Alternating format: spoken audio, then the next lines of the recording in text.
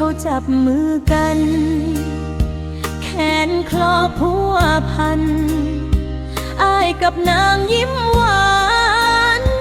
คือสิเข้ากันดี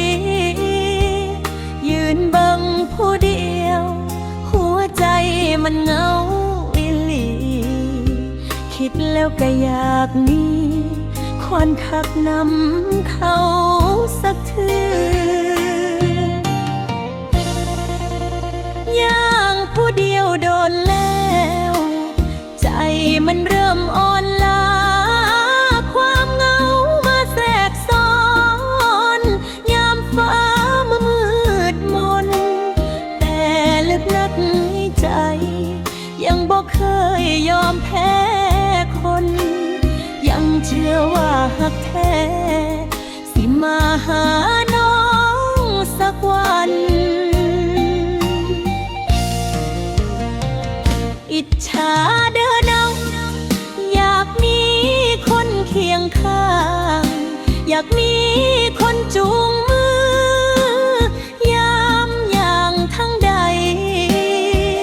อยากมีอ้อมกอดอุ่นนงให้ซบหัวใจไผโนสิเป็นคนหักของน้องในมือนั้นอิจฉาเด้อน้องเวลามีคนเอาใจมีคนเว้าหวานหวานให้ยิ้มทุกวันคอยมานานแล้วเด้อหักแท้ในฝันยามใดสิพ่อกันพ่อคนของใจ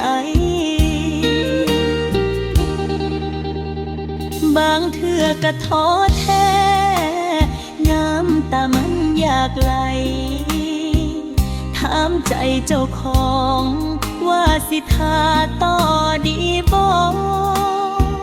แต่พ่อคิดฮอดความหักงามที่รอใจก็ยังสิขอเชื่อในบุญวาสนา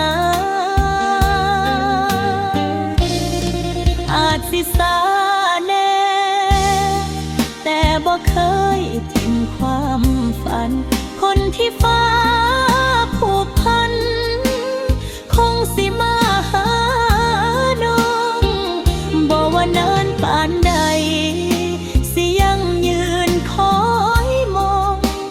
เปิดใจท่าเจ้าของหักแท้สักคนอิจฉาเด้อน้องอยากมีคนเคียงข้างอยากมีคนจูงมือยามด่านทางใดอยากมีเสียงอ้ายที่เว้าหักข้างหูเบาๆให้ใจน้องอุ่นหลายบ่เหงาอีกต่อไปคงได้พอสักมือคนที่คู่ควรกับเฮา